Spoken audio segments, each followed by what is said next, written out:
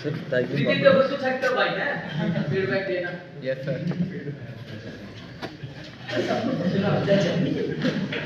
बहुत बढ़िया सर।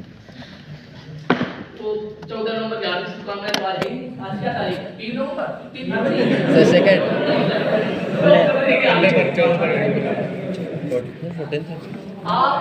अभी आप सभी अपने छात्र जीवन में हैं। मैं पढ़ के सुना देता हूँ, बोलने की वो रही नहीं, मैं 2-4 गाने वाली कविताएं हैं वो सुनाता हूँ। इसमें एक अलग ऊर्जा होती है जो किसी समाज और राष्ट्र को एक अलग गति प्रदान करती है।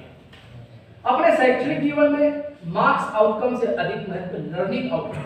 ये मैं हमेशा बोलता रहता हूँ कि मार्क्स इज नॉट एवरीथिंग, आप कितना सीख रहे हैं वो बहुत इंपॉर्टेंट है। क्योंकि अंतोगत्वा यानी फाइनली लर्निंग आउटकम से ही आप समाज और देश के विकास में महत्वपूर्ण रोल अदा कर सकते हैं। जीवन में कभी कभी कुछ सपने टूट जाते हैं, ये सच्चाई है। बहुत से लोगों का मन होगा कि मैं आईआईटी से बीटेक करता या एनआईटी से बीटेक करता। ये मैं बार बार इसलिए बोलता हूँ क्योंकि होता है ये लोगों के अंदर, मैंने फील किया। लेकिन जरूरी नहीं है कि आप उस पास्ट में अपने वर्तमान को या भविष्य को बर्बाद करते हैं। पास्ट जो गुजर गया वो गुजर गया, अब यही वर्तमान है। जब मैं यहाँ 1-1.5 साल आया तो जब 2017 में यहाँ ज्वाइन कर लिया मैंने, तो मेरा घर पास में था। My father was very happy, very happy. Wife is also happy, सब हैप्पी कि पास आ गए। मेरे जितना रिलेटिव्स हैं, मेरे बुआ, चाचा, मामा, वो सब कानपुर नगर में ही है या कानपुर देहात में। मेरी कोई भी जो रिश्तेदारी है वो कानपुर से बाहर आई। एक मामा साड़ियों के बिजनेसमैन थे, तो वो शहडोल मध्य प्रदेश में जगह है, वहाँ शिफ्ट हो गए। तो मैंने ज्वाइन किया। मैं इससे बताता हूँ आपको, मैंने 11 दिसंबर को मेरा आईटी जोधपुर का टीचिंग इंटरव्यू था। मैंने उसके पहले उसका रिटर्न और एक प्रेजेंटेशन दे रखा था। आईटी दिल्ली बुलाया गया, तो गाइड से मैंने बोला, गाइड बोला अब तुम अपने हिसाब से देख लो। मेरा थोड़ा तबीयत दिख रहा था, यहाँ 8 ज्वाइन कर लिया मैंने, और मुझे यहाँ देहरादून से सामान भी लाना था। मैंने जोधपुर को छोड़ दिया, मैंने कहा मैं नहीं जाऊँगा, बहुत दूर है। फिर 18 या 19 पे फरवरी में मेरा एनआईटी जयपुर में फैकल्टी में हो गया। मैं और सिंपी सर गए थे वहाँ पे, विवेक सर भी गए थे कंप्यूटर साइंस में। तो 2 ही 3 पोस्ट होता है, तो उसमें से सिंपी सर का भी रिटर्न बहुत बढ़िया रहा था। इंटरव्यू में उसका मतलब उनके फील्ड का गाइड में एक्सपर्ट नहीं था, इसलिए शायद नहीं हो पाया। मेरी फील्ड का एक्सपर्ट था, तो मेरा वहाँ सिलेक्शन हुआ। और मैं उसको, उन्होंने मुझे 2 महीना दिया, मैंने 2 महीना और खिसकवाया, उनसे एक्सटेंशन लिया, 2 महीना और लिया। मेरा मन था जयपुर ज्वाइन करने का। फिर पापा की खुशी, पापा इतने खुश कि यही पास में रहा।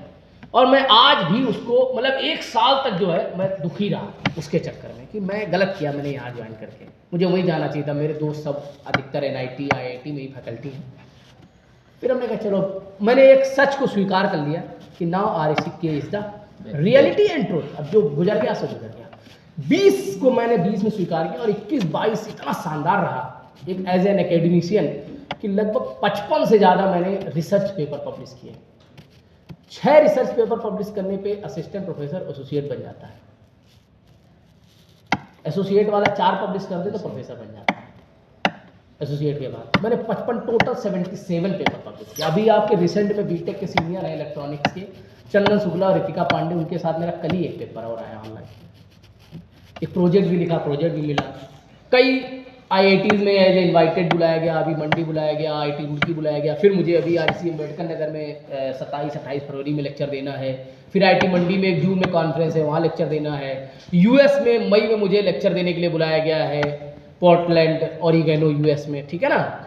वहाँ भी एक एज इनवाइटेड लेक्चर मुझे बुलाया उन्होंने। तो ये रियलिटी को स्वीकार किया। फिर उन्होंने कहा चलो अब यहीं भी काम करते हैं। तो एक बहुत फेमस कवि हैं गोपाल दास नीरज, आप लोगों ने नाम सुना होगा। उनकी 1-2 लाइनें थी जो मैं कभी किसी दूरदर्शन पे सुन रहा था, और उस समय तो वो पेज रहा नहीं कि मैं उसको नोट कर पाता, लेकिन वही 2 लाइनों को मैंने थोड़ा और मॉडिफाई करने के लिखा। तो उन्होंने कहा था, क्यों व्यर्थ आँखों से मोती लुटा रहे, मतलब क्यों फालतू में रो रहे हैं, उनका ये मतलब था। चंद सपने टूट जाने से सपने देखना बंद नहीं करते। कुछ सपने टूट जाएं तो आगे वाले सपने देखना बंद नहीं करना चाहिए, आपको उनको पूरा करने के लिए आगे बढ़ना चाहिए। चंद सपने टूट जाने से सपने देखना बंद नहीं करते, चंद फूल तरुवर से गिर जाने से तरुवर सूखा नहीं करते। मतलब तरुवर मतलब पेड़, अगर उसके फूल सबसे अच्छी चीज़ है, अगर वो गिर गए तो इसका मतलब वो थोड़ा कि दोबारा फूल नहीं लगेंगे, फिर से फूल लगेंगे, फिर से सदाबहार मौसम आएगा। पतझड़ है तो गिर गया। ठीक है। चंद गगरियां पनघट पे टूट जाने से पनघट से पानी भरना बंद नहीं करते। क्यों व्यर्थ आंखों से मोती लुटा रहे हो, अपने आत्मविश्वास को पतन में ला रहे हो। चंद सपने टूट जाने से सपने देखना बंद नहीं करते। और भी 2-4 महीने धीरे अगर मैं देखूं तो शायद इसमें ये भी होंगे। चंद बूंद सागर से निकल जाने से सागर सूखा नहीं। आप सागर हैं, असीम आपके अंदर एनर्जी ऊर्जा, एक तो मुझे निकल नहीं पूरी हुई तो क्या थोड़ा सूख जाओ, कोई और सपना पूरा करेंगे, ठीक है ना। और फिर ये कविता के बाद मैंने इसमें लिखा था कुछ पर्सनल एक्सपीरियंस के मैंने आप लोगों के लिए लिखे थे कि आपकी सफलता में आपसे अधिक 2 लोग और आपके माता पिता और आपका टीचर। वो निस्वार्थ होता है। टीचर हमेशा ज्यादा खुश होता है, ये फैक्ट है। हमारे टीचर जब मैं सक्सेसफुल होता बहुत खुश होते हैं। इवन मेरे गाइड आज भी प्रोफेसर नागराजन सुकावना, जब भी मैं कोई उनको बात करता हूँ he become very happy. Even मेरा कोई स्टूडेंट अगर कुछ अच्छा करता है, बहुत सारे स्टूडेंट अब इंजीनियरिंग सर्विसेज में 3 रैंक ले आए और मैं अभी गया मुझे मोहाली में मिला भी तो बड़ा अच्छा लगा। तो बहुत सारे स्टूडेंट हैं जो अच्छी अच्छी जगहों पे अब काम कर रहे हैं। तो 2 लोग ज़्यादा खुश होते हैं, मम्मी पापा और टीचर्स। इसलिए आपकी ये जिम्मेदारी है कि उनका सम्मान हमेशा बनाए रखें।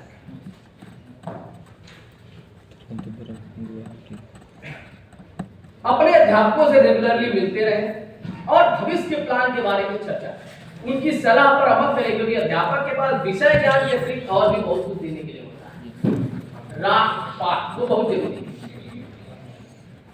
फिर कुछ लोग हिंदी मीडियम वाले थे, उनके लिए भी लिखा था कुछ विद्यार्थियों को अपने पूर्व के शिक्षा माध्यम की वजह से दिक्कत आती है। पूर्व का शिक्षा माध्यम हिंदी है, परंतु मेरा मानना है कि शैक्षणिक माध्यम आपकी सफलता के बीच कभी बाधक नहीं बन सकता है।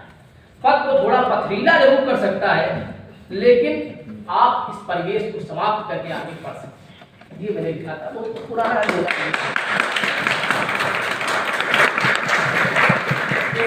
पहले कभी लिखा, पहले तो कविता भी लिखता था शादी के पहले।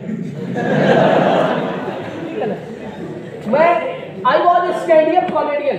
मैंने 2015 तक स्टेज पे स्टैंड अप कॉमेडी की। 15 या 16 में पेट्रोलियम यूनिवर्सिटी में 2 बार प्रोग्राम भी किया। फिर धीरे धीरे कॉमेडी जीवन से खत्म होती है। हाँ, फ्रीडम इंडेक्स डाउन होता है।